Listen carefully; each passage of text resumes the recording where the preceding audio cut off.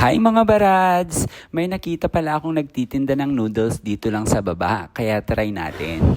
After nga ma-blanch yung veggies at saka noodle ay naglagay nga dyan si ate ng iba pang ingredients gaya ng karne ng manok at saka paa ng manok at saka meron ding chicken blood. Nagbigay din pala si ate dyan ng raw side dish including yung herb na di ko alam kung anong klaseng herb yan. Dinagdagan ko na nga rin pala dyan ng sprouted bean yung aking noodle at nilagay ko sa ilalim para maluto siya saglit.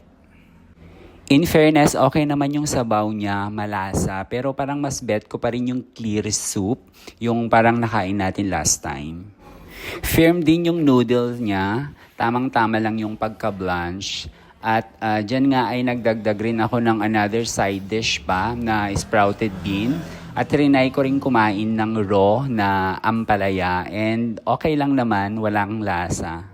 Hindi ko na nga dyan trinay yung binigay ni ate na herb kasi feeling ko hindi ko bet yung lasa.